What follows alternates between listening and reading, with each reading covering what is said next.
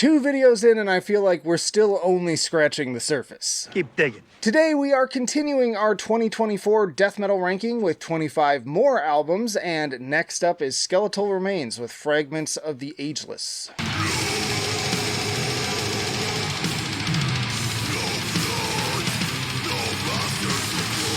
This California death metal band formed in 2011 with this their 5th album, following up 2020's The Entombment of Chaos, and I think they just managed to make my favorite Cannibal Corpse album since A Skeletal Domain. From the riffs to Chris Monroy's absolutely searing vocal delivery to the production, that's exactly what this is and executed to perfection. Next up we have Mutilation Barbecue with Amalgamations of Gore.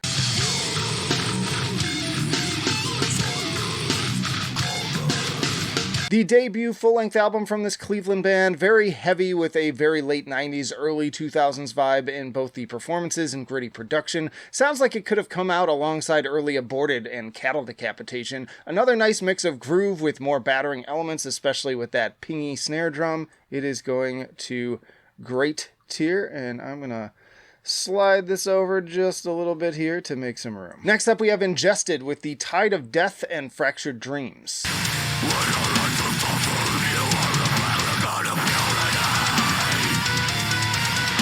The UK slamming death metal band back with their 7th album, and I've been up and down with their records over the years, with 2020's Where Gods May Only Tread being my personal favorite. Frankly, the first and second half feel like they could be completely different albums, with the former going for old school aggression and the latter going much more melodic, and frankly, it was very forgettable, and I saw a lot of people saying the same thing. I know some people enjoyed it, and you know, we all have different opinions. That's what this is all about. This is not objective by any means, but I've forgotten most of this as it's gone on, and I've revisited it several times. Just going to okay. Next up is Necrot with Lifeless Birth.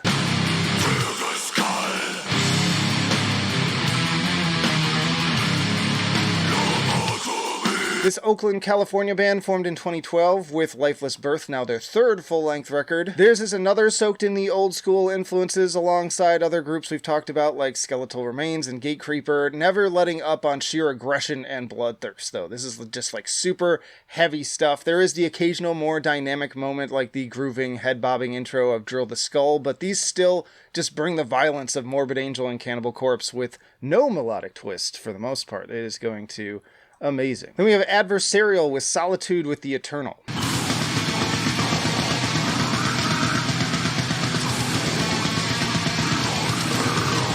It's been almost 10 years since this Canadian blackened death metal band released the incredible Death, Endless Nothing, and the Black Knife of Nihilism, so when this showed up in my inbox originally by complete surprise, I was instantly stoked. And once more, few bands so effectively fuse the raw and unkempt aesthetic of 90s black metal with the sheer brutality of death metal. It's like falling into a deep, fire-spewing chasm. I'm going to put it at perfection. Then we have Crucifier with Led Astray.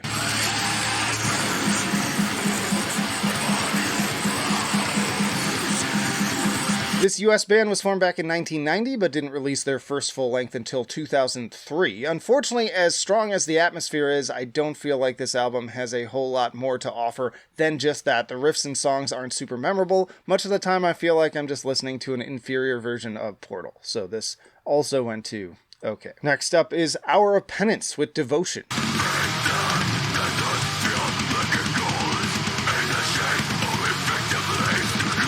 The 9th album from this Italian technical death metal band formed in 1999, definitely hearing some similar vibes to Hideous Divinity as well as Vitriol and their incredibly fast and dense take on the genre that is impressively performed but sometimes berating to a fault. Giacomo's drumming in particular is absolutely insane. He's like an absolute machine on rippers like Breathe the Dust of the Dead, and so that is going to great tier. Slide it over some more. Then we have Coffins with Sinister Oath.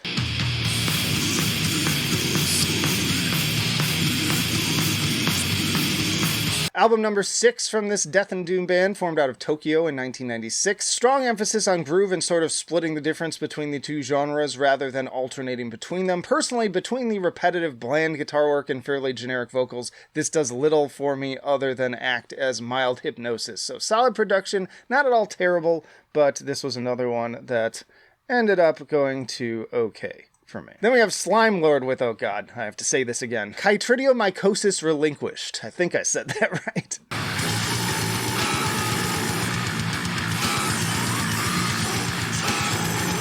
So if we're tracing back roots, there's definitely some incantation in the DNA of this UK Death Doom band, but more precisely, I'd compare this to the likes of Abyssal, Malthusian, and Portal again. It has the same malevolent tunnel through the depths and give yourself to the void kind of vibe, especially on tracks like Gut Brain Axis. This one went to fantastic. Then we have The Last of Lucy with Godform.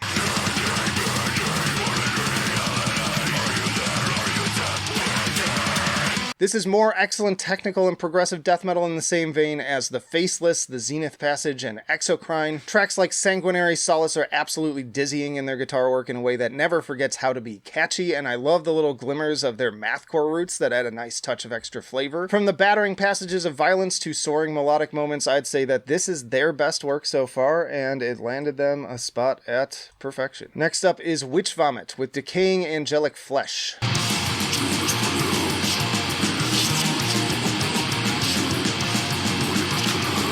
I'd also put these fellow Portlanders on a list with what I tend to refer to as that new wave of old school death metal, alongside again the likes of Gatecreeper, Sanguisugabog, Frozen Soul, etc. Each of these bands kind of has their own foundation in terms of which OG band they sound more like, and in this case I'd say again it's Incantation and also some Immolation, maybe a touch of early Entombed and Dismember. Excellent production and great cavernous dark void energy, just maybe not something I found myself dying to spin over and over again. So this one went to great tier, making some room again.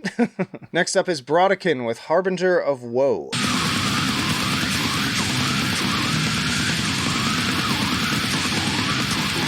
The fourth album from this Knoxville, Tennessee brutal death metal band formed in 1998. Much like I said, going back to their 2000 debut, their music makes for a fun and super headbang-worthy listen, but this constant gurgle approach to the vocals does very little for me and ultimately becomes very tedious after the first few songs. Well performed and produced, but not something I see myself revisiting anytime soon. I know some people absolutely adored this thing. For me, I ended up putting it at good. Then we have Benighted with Ekbom.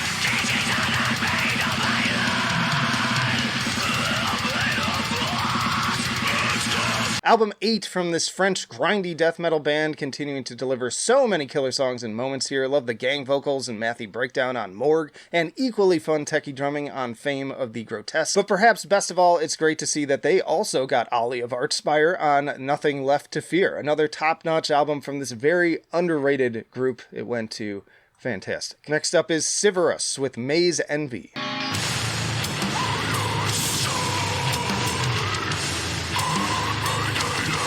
The second album from this LA Death Doom band that seemed to make an impression on quite a few people out there, including Anthony Fantano. The vocals alone are like a gaping maw, spewing locusts and black goo right in your face, even more so on Levitation Tomb, thanks to a guest spot from Derek Ridequest of The Faceless. Also incredible production with every cymbal strike captured in pristine detail and a few surprisingly serene moments as well with the title track. That just makes the return to the extreme elements all the more impactful by contrast. This one ended up at perfection. Next up is Deicide with Banished in Sin.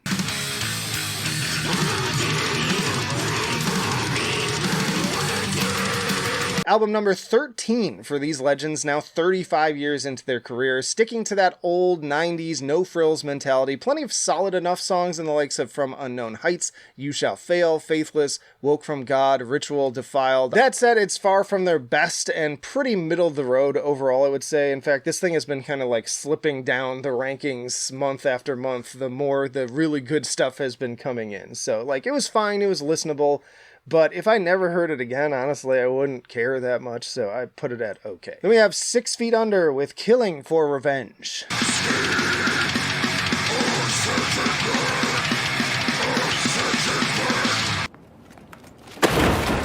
Album 14 from Chris Barnes and Co., and if you aren't counting the Graveyard Classics covers, I was surprised to at least be able to slightly enjoy lead single No Nothing Ingrate, but unfortunately things go off the rails just a track later, and the vocals are just a chaotic mess on some of these. There are a few passable tracks here, but even the best ones just pale in comparison to the worst tracks on almost any album on this list besides it, I would say. So, landed at meh. Next up is Swampbeast with Offering of Chaos, Lamenting in the Blood of Man.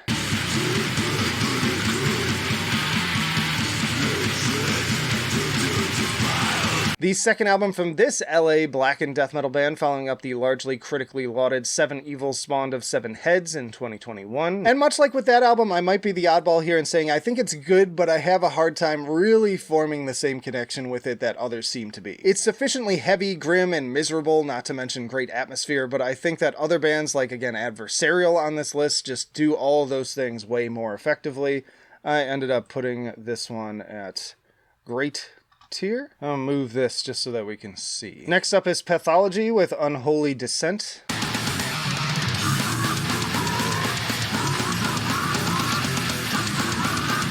This San Diego brutal death metal band's 12th album since starting in 2006. Some pretty wicked guitar work and drumming, but it all just feels so familiar, and even more so, the burpy sounding vocal performances just make me laugh out loud most of the time. I'm fine with using these techniques sparingly for a punctuated moment, but when it's the entire album, I just can't take it even remotely seriously. I didn't think it was terrible though, so I'm gonna put it at okay. And then we have Gatecreeper with Dark Superstition.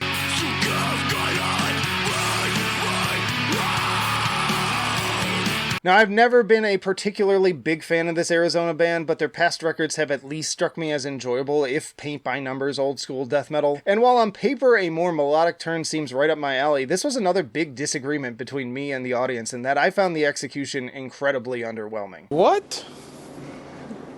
Bro, what are you talking about, man? So many people were raving about this and saying that it's like their favorite death metal album of the year, but I particularly find Chase's vocal performance here very I wanted something different. It's just so repetitive and frankly kind of annoying. I tried to love it, and there are some things that I like about it. I think this is maybe like a turn that could be better on the next album if they kind of polish some of those things up, but for me, I would say it's just good. Next up is Cognitive with Abhorrence.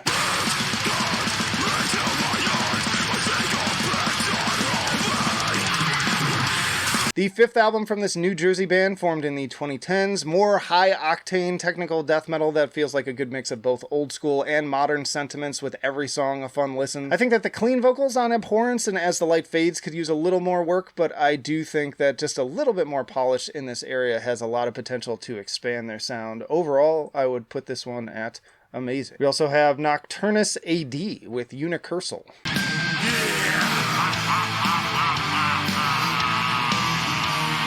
Cringe. The return of this Florida sci-fi death metal band for their second record, and featuring members from Acheron, Obituary, and of course Mike Browning of Morbid Angel and the original Nocturnus lineup. And while I love the key as well as aspects of the last AD record, this feels like we're drifting further and further from the actual death metal roots. The guitar work is plenty technical and really plays into the proggy sci-fi energy, but the vocal delivery strikes me as extremely milquetoast, so this one, a little disappointing, landed at okay. Next up is Ulcerate with Cutting the Throat of God.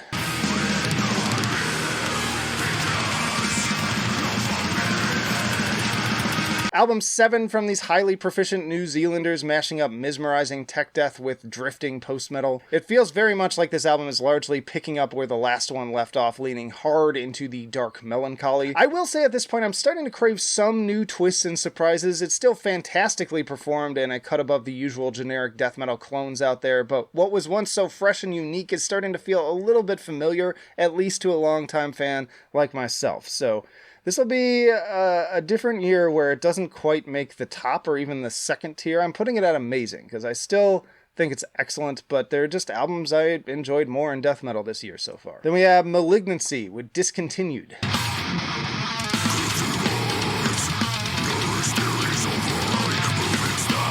I was looking forward to this New York brutal death metal band's fifth album, and it's also their first in 5 years, following up the excellent re-recording of their 1999 debut. Unfortunately, a lot of this album falls into the style over substance category for me. It's extremely technical with absolutely dizzying performances, so I can respect that, but unfortunately rarely does any of it seem to be in favor of great songs. Unlike other tech examples here like Apogean, Exocrine, Vitriol, who weave their proficiency into infectious and memorable songwriting, this just feels like random and at times repetitious too in its chaos. So For me, that was another one that just went too good. By the way, I forgot to say, if you're enjoying the video, hit the like button. If you hate it, hit the dislike button. And also help me out by commenting below what are your favorite and least favorite death metal albums. Where do we agree? Where do we disagree? But next up, we have Severe Torture with Torn from the Jaws of Death.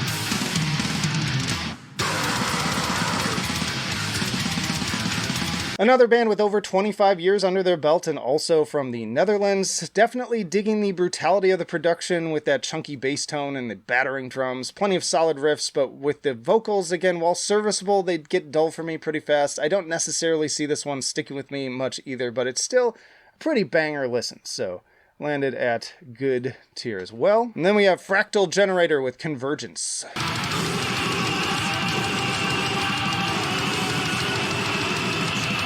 Album 3 from this Canadian death metal band, and it is a doozy. This is more of that dense, apocalyptic sounding technical stuff akin to Wormed, Hideous Divinity, and at times even Alterage and Imperial Triumphant. Fitting to the sci-fi imagery, it feels like being sucked violently into a black hole. I also dig these subtle synth elements, further adding to the cosmic vibes and overall eeriness, especially the choral ones, and so for all that, this one landed at fantastic. And just so that you can see the whole thing so far, here's where we're leaving off. Y'all check out this playlist for more death metal rankings, or this one for death metal ranked by year. Stay tuned for part 3 where we pick up with Wormed, but that'll do it for now. Flight of Icarus signing off.